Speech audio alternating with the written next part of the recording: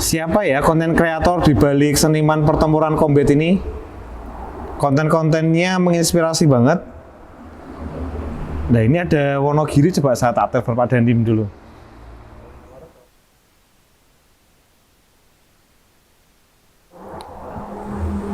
Oke.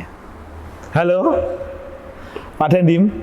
Pak, di sini saya lihat ada seniman pertempuran combat itu anggotanya Bapak. Oh, boleh saya merapat sana sekarang, Pak? Bisa ya? Oke, siap. Oke, Pak, saya ke sana, Pak.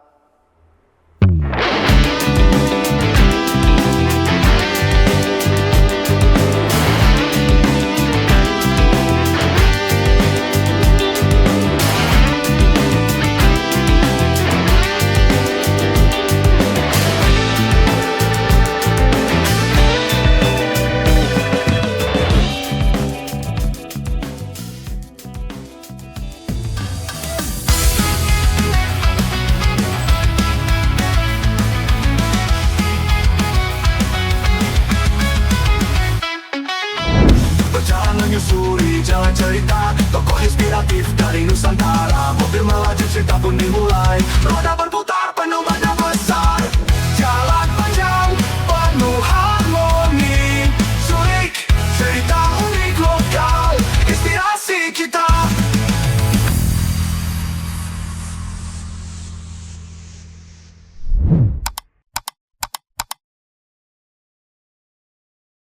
Halo Sobat Cilik semuanya, tadi kita sudah lihat akun YouTube Seniman Pertempuran. Nah, sekarang kita akan ngobrol banyak siapa sih yang dibalik akun YouTube ini gitu ya.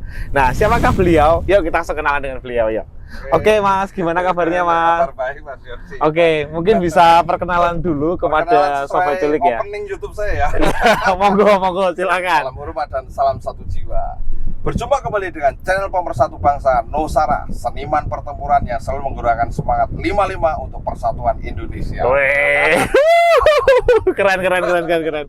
Nah, kita mau ngobrol banyak Mas. Kalau saya lihat di konten jenengan tuh kan banyak banget yang ada yang mengulas terkait dengan latihan perang, kemudian ada juga yang ketika tugas di Papua dan banyak hal.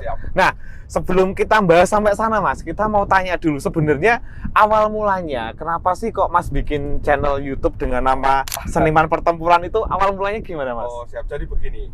Jadi nama ikon Seniman Pertempuran itu memang unik dan satu-satunya di Indonesia, belum pernah ada dalam sejarah. Waktu itu saya ngobrol dengan komandan pos saya sebelum berangkat ke Papua, menanyakan bahwa izin kita nanti wilayah kita ini berbahaya karena zona merah, red zone, Kabupaten Duga, Pegunungan Tengah, yang banyak sekali kegiatan-kegiatan aktivitas OPM di sana. Lalu dari Danpos saya itu kebetulan beliau kan alumni pasukan Raja Wali, bentukan Bapak Prabowo Subianto dulu. Sudah tenang saja. Kita ini tentara, kita dicetak untuk perang. Jadi kita ini adalah seniman perang. Beliau menjawab seperti itu. Akhirnya saya olah lah di otak saya. Aduh, seniman pertempuran gimana ya? Saya perhalus menjadi seniman pertempuran. Akhirnya awal muncul itu trending. Wah, semua kan penasaran dari pejabat-pejabat militer. Ini siapa? Soalnya saya kan kata-kata motivasi yang spontanitas. Kemudian video-video saya belum bikin akun waktu itu, hanya nama jargon saja, seniman pertempuran. Dulu saya belum membuat akun. Tetapi karena saya melihat setiap saya membuat kata-kata story WA itu viral terus. Insan clandestine harus mampu ditempatkan di segala medan operasi, medan pertempuran maupun medan damai. Berhasil tidak dipuji, gagal dicaci maki, hilang tidak dicari. Tanggap wasis-wasis kita. Tanjakan petir, Duga dari Kodam 4 Diponegoro, Papua. Seniman pertempuran. Manusia punya dua sisi untuk dikenang, kebaikan dan keburukan. Biarlah mereka mengenalmu dalam keburukan. Cukup kamu dan Tuhanmu yang mengetahui tentang kebaikanmu. Alam semesta yang akan membalasnya. Seniman pertempuran. Di seluruh prajurit TNI itu darat, laut, udara itu kok pasang story video saya. Akhirnya kan daripada tidak ada income, lebih baik saya membuat channel seniman pertempuran, channel YouTube. Alhamdulillah 2 bulan itu langsung monetisasi. Wih, keren. Luar biasa. Mungkin satu-satunya ini ya. Oke, itu mulai tahun berapa berarti itu Mas? Itu saya bikin channel itu tahun 2020 pertengahan Mas. Ketika saya sudah berada di Papua, di Kabupaten Duga waktu itu. Jadi memang sebelumnya saya pernah viral video yang nyanyi di kapal lucu itu. Ning akhirat ora ono coklat, ora ono pati soto babat, ora ono roti donat, apa meneh rondo lewat, ono siksa malaikat. Ya, Itu trending sekali itu, bahkan sampai Hong Kong, sampai Australia itu kan seperti lagu Joko Tingkir yang sekarang viral itu, trending. Itu saya udah puluhan tahun yang lalu saya udah nyanyi itu, dan itu spontanitas. Itu yang bikin liriknya terkenal. emang spontanitas juga liriknya. Spontanitas, liriknya spontanitas. Itu kalau mau digali lebih lanjut 2 jam nggak selesai saya jelaskan. Soalnya kan biasanya kalau saya lihat kan yang Mas nyanyikan itu juga sempat dinyanyikan, misalnya kalau kayak ada seniman-seniman yang di jalan itu kan juga nyanyikan juga gitu loh. Dan itu memang apa ya, orang dengernya itu jadi asik banget Asik, gitu loh. apalagi pakai uniform tentara kan. Iya, Nah, betul. seperti itu. Nah, berarti mulai tahun 2020 bikin. Siap. Gitu. Terus kemudian awal mulanya idenya kenapa kok ke arah kalau yang saya lihat ya itu kan banyak juga yang ke arah latihan, ke arah yang terkait dengan misalnya di pertempuran dan sebagainya. Itu emang sengaja untuk didokumentasi gitu, atau untuk informasi kepada masyarakat, atau untuk apa Mas tujuan di awal? Betul. Jadi memang itu kan di media sosial. Karena media sosial itu pada saat ini kan benar-benar luar biasa perkembangannya. Iya. Jadi kita membuka wawasan dunia. Saya ingin melihat rekan-rekan yang di luar Papua bahwa ini loh, TNI Angkatan Darat, tentara di Papua itu kegiatan seperti ini, aktivitasnya benar-benar dekat dengan masyarakat, mengatasi kesulitan rakyat di sekelilingnya. Jadi saya memposting kegiatan saya sehari-hari yang berbaur dengan masyarakat, bagi-bagi sembako, kita makan-makan, dan akhirnya rakyat pun cinta kepada TNI yang satgas di sana. Jadi kalau 3 huruf gerakan separatis mau ganggu tetap mikir-mikir, karena kami memiliki saudara asli Papua yang sangat kuat. Seperti itu Mas. Terus kan ada pertanyaan seperti ini. Kalau mengupload video tentang posmu, tentang posisimu, bukankah itu justru membocorkan rahasia keberadaanmu? Ini saya sampaikan. Jadi penugasan di Papua, kita itu defend. Kita itu bertahan. Jadi posisi kita, pos kita itu memang semua sudah ditahu. Lokasinya dan posnya, kamarnya di sebelah mana, kepalanya mujurnya kemana, itu mereka sebenarnya sudah tahu. Yang bangun itu juga sebagian mereka pos kita. Tapi bagaimana caranya? Kita di situ berbuat yang terbaik untuk masyarakat di sana. Jadi kalau untuk pasukan pengejaran itu kan tidak akan mungkin saya upload, itu kan rahasia. Jadi betul. Kami yang benar-benar kegiatan teritorial bersama rakyat itu kami naikkan, sehingga dari situ memancing saudara-saudara kita yang mungkin memiliki kelebihan rezeki, akhirnya kan bisa ngubungi saya, Mas, Bang, saya mau nitip belikan mie kah, belikan beras, seperti itu. Ada sampai seperti itu juga? Banyak, dan sampai saat ini pun ketika saya melakukan kegiatan kemanusiaan, kegiatan sosial itu, dari salah satunya ya berkat saya bikin channel YouTube dan kenal baik, bahkan menjadi saudara dengan orang kaya, dengan donatur, seperti itu. Gitu. Jadi orang-orang lihat terus respect, wah ini bisa untuk bantu. Iya, betul. Bisa langsung betul gitu ya. Wah, sekali. keren sekali. Berarti dampaknya, kalau saya melihat sendiri, dampaknya berarti lebih banyak ke positifnya. Dampaknya juga mungkin orang sedikit sekali berarti Mas ya? Insya Allah dampaknya positif, karena segala sesuatu itu berdasarkan niat Mas.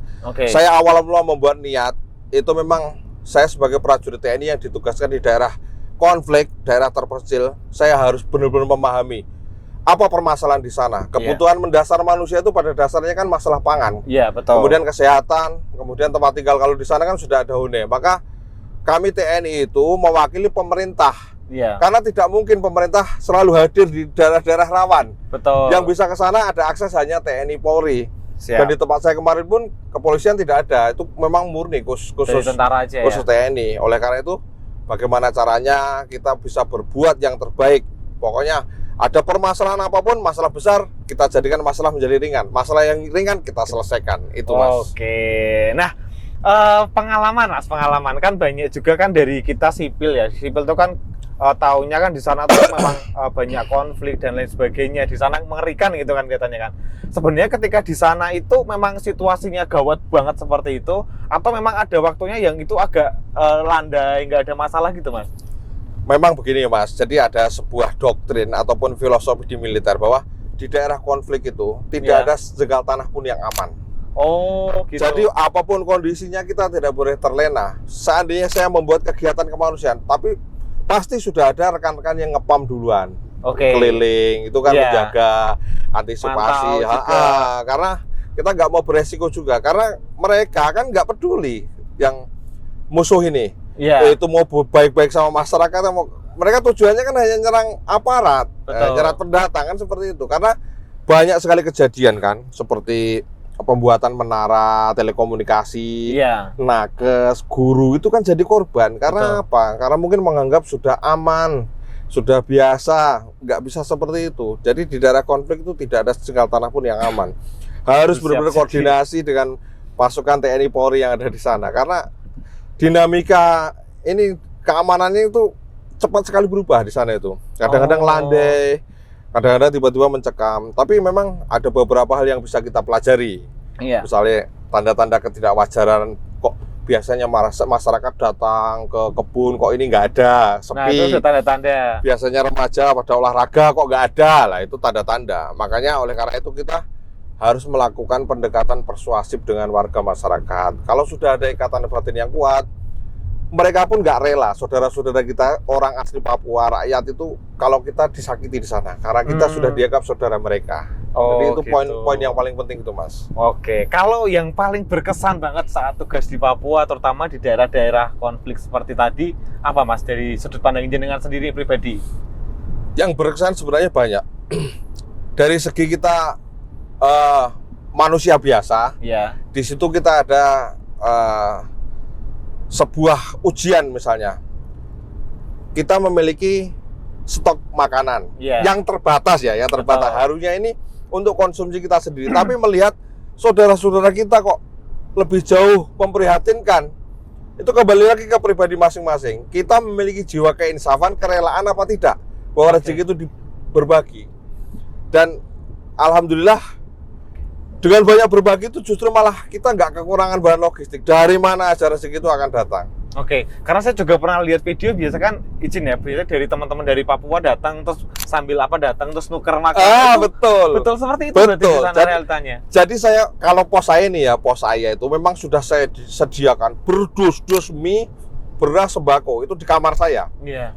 Jadi kalau seandainya mereka datang dengan membawa ubi-ubian mau ditukar, saya tanya mau ditukar apa mama? Minyak kah? Mie atau beras? Saya tukar. Seandainya mereka nggak bawa ubi-ubian pun tetap saya kasih. Oh, sudah ini hujan-hujan. Biar kompak ya. Ya udah hujan. Kasihan. Ya udah. Ya. Kasihan hujan, kasihan. Oh, kasih tombut. Enggak, mama itu kok keluar tombut. Kalau mama buat makan tidak usah dikasih kami. Buat makan ada di rumah. Oh. Karena saya mau menerima penukaran ubi-ubian hasil kebun mereka untuk menghargai mereka saja. Oh gitu. Toh nanti juga itu tidak saya makan bareng-bareng mereka. Jadi masak diundang bareng-bareng lagi, kembalikan ke mereka lagi gitu aja. Oh gitu.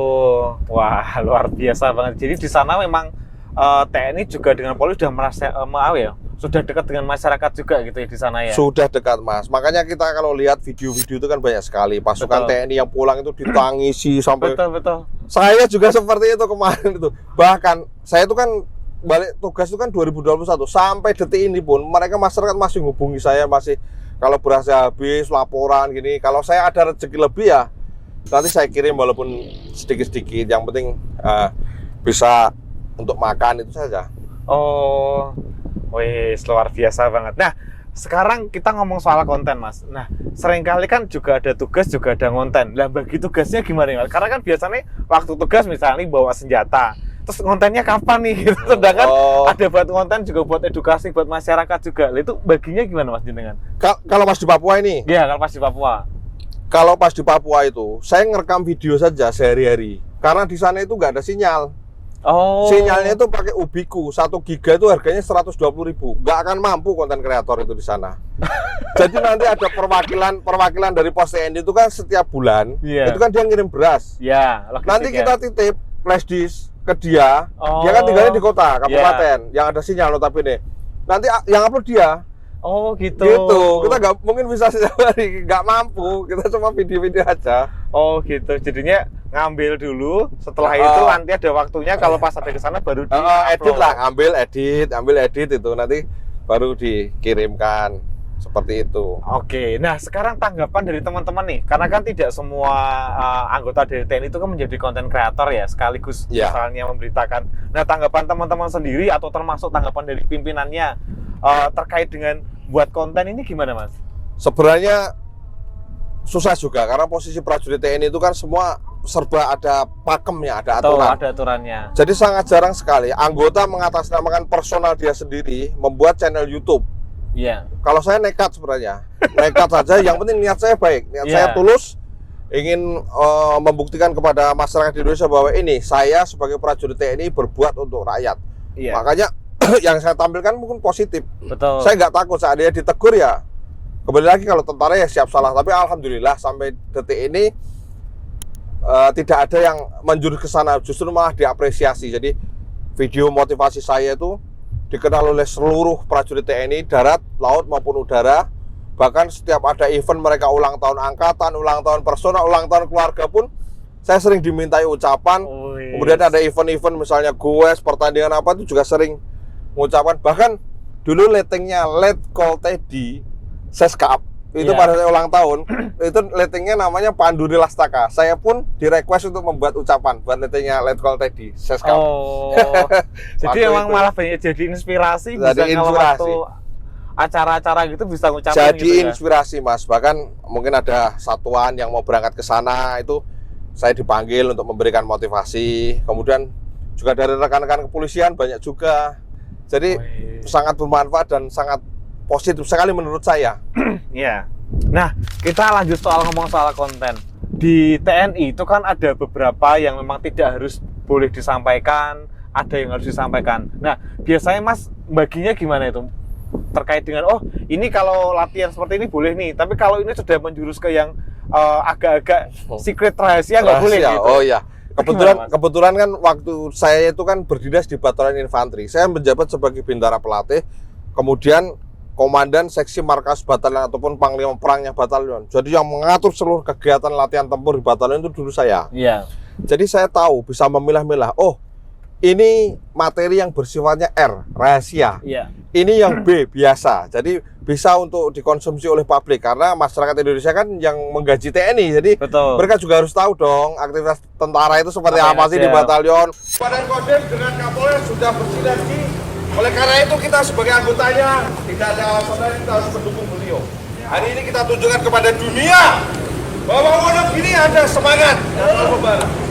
Kita gabung, jangan terpisah-pisah. Ini politik kita supaya tidak ada ketanggungan, kita cek sound dulu biar suara kita mencapai tapi nurani. Saya bilang cek sound, 5 jari masukkan mulut.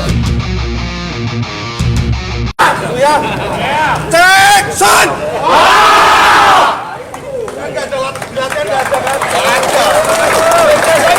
Apa cuma pembersihan aja kan enggak, kita itu ada namanya proglatsi ataupun kurikulum. Program latihan standarisasi yang bulan ini seperti apa, jadi bertahap, bertingkat dan berlanjut. Seperti itulah mungkin yang secara umum bolehlah dilihat, tapi yang mengandung unsur taktik, yang kursus, pertemuan khusus itu nggak boleh diekspos seperti itu, karena ilmu mahal ini kan rahasia.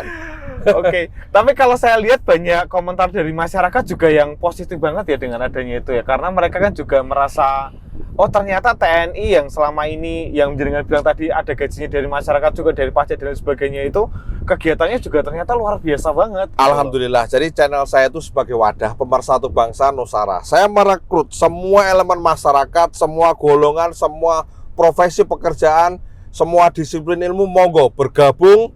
Kita sharing di channel Seniman Pertempuran. Jadi kalau di situ sudah mengarah ke rasis, komentarnya sudah berpolitik, saya blokir. Saya tidak seperti itu. Jadi kita Indonesia ini berdiri bukan karena satu golongan, tapi menyatukan banyak perbedaan seperti itu. Jadi tidak harus mengklaim saya yang paling berjasa bagi Indonesia, nggak boleh seperti itu. Kita semua sama, kita merajut persatuan dan kesatuan. Woi, ini motivator bener. Kalau soal ngisi tadi kan sempat juga diundang ke beberapa tempat buat ngisi ya Mas ya, ngisi jadi motivator dan sebagainya. Itu berarti kan sejauh ini ngisi di mana aja Mas yang dengan Mas ingat? Saya pernah ngisi di Batalion Kostrad pernah, ya di Jawa inilah pernah. Kemudian kalau saya masuk pindah ke satuan baru itu pasti suruh tampil ke depan. Sekolah-sekolah itu walah nggak kehitung. Dan pasti komentar mereka, pelatih terbaik siapa? Seniman pertempuran. Karena saya itu selalu mampu mengajak mereka untuk berbicara itu dengan hati. Jadi cinta tanah air tapi dari hati, sehingga nangis pokoknya semuanya. Saya curahkan semuanya pokoknya di situ. Jadi setiap saya keluar dari rumah melangkahkan kaki itu saya selalu all round. Kalau mungkin rekan-rekan semangatnya 100, semangat saya 500. Oke, luar biasa. Nah, seniman pertempuran, kenapa nggak menggunakan nama jenengan sendiri, Mas? Kan banyak orang taunya seniman pertempuran. Nah, kenapa namanya sendiri kok malah tidak dinaikkan, kenapa, Mas? Sebenarnya saya bukan tidak bangga dengan nama saya.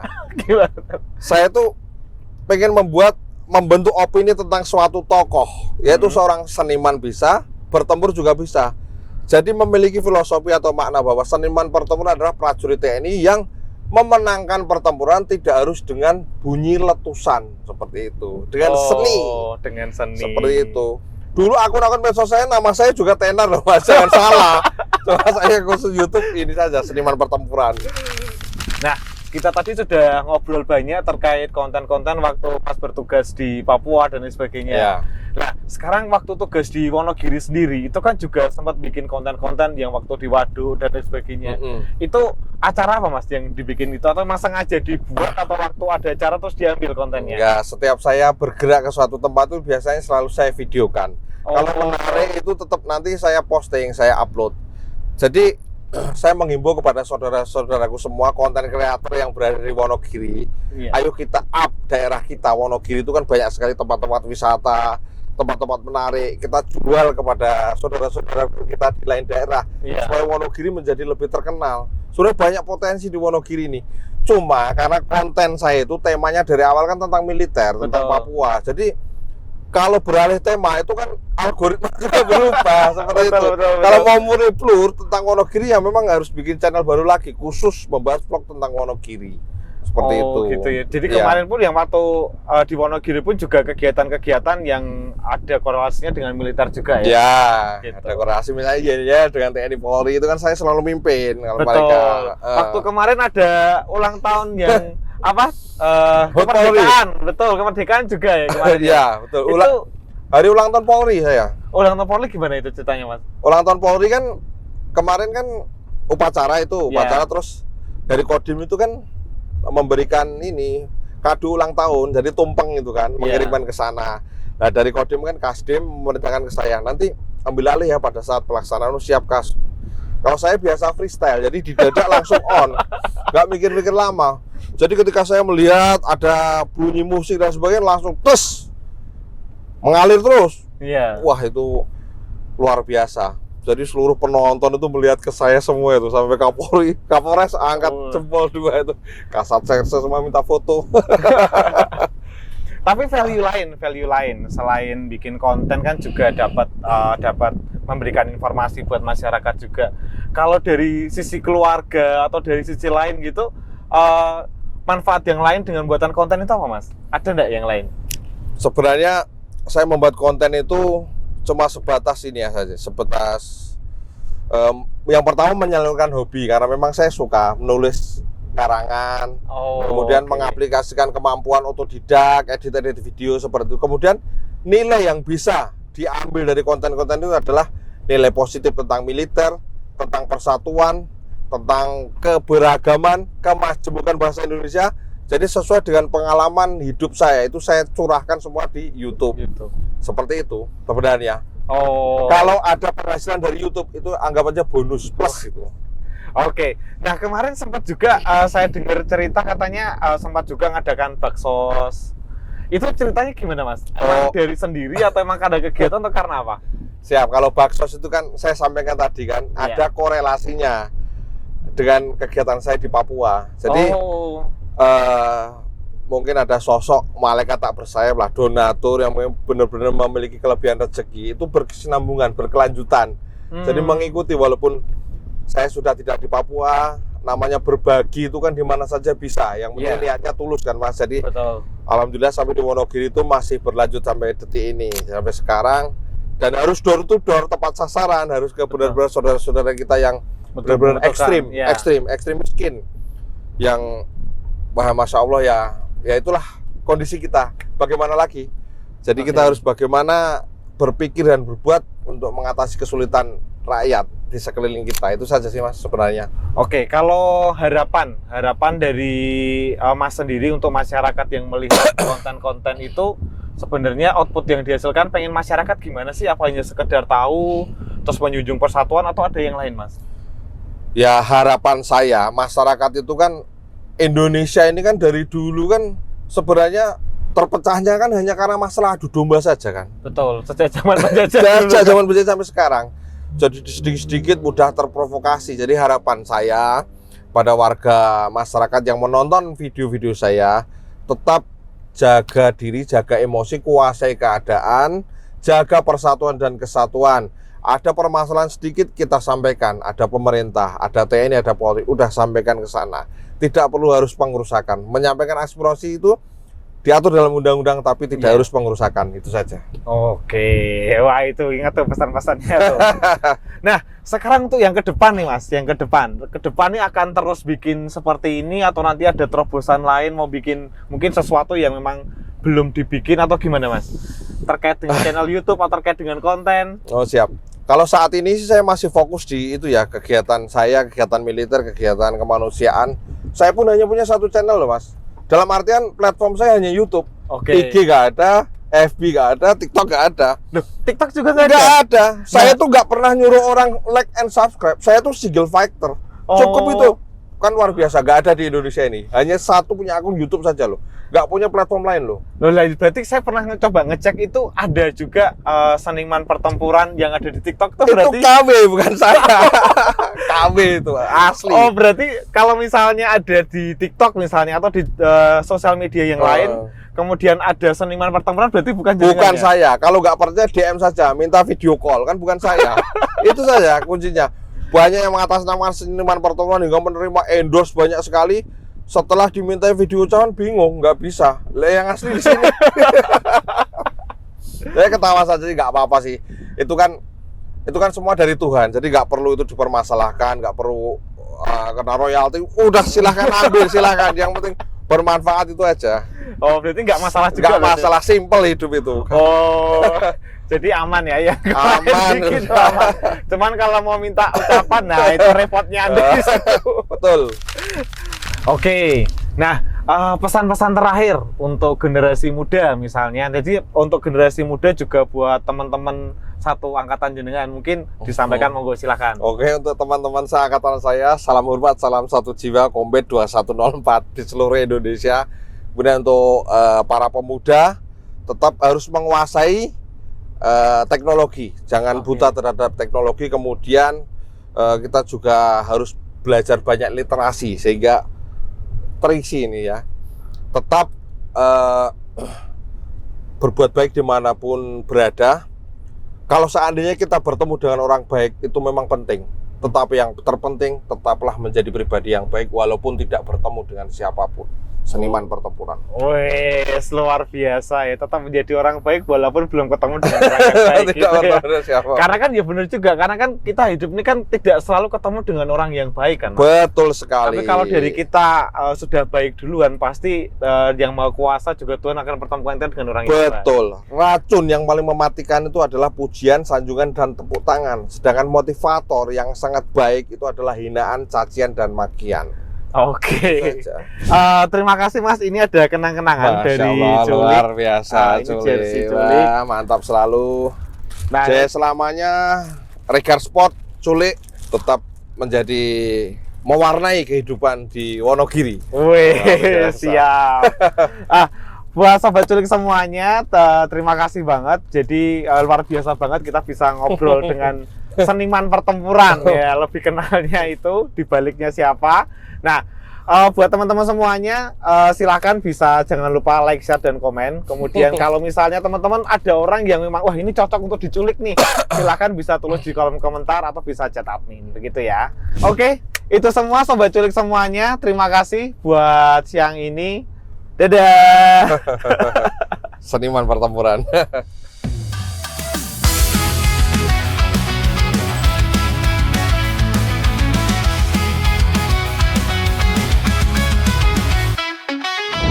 Berjalan menyusuri jalan cerita, tokoh inspiratif dari Nusantara. Mobil melaju, cerita pun dimulai. Roda berputar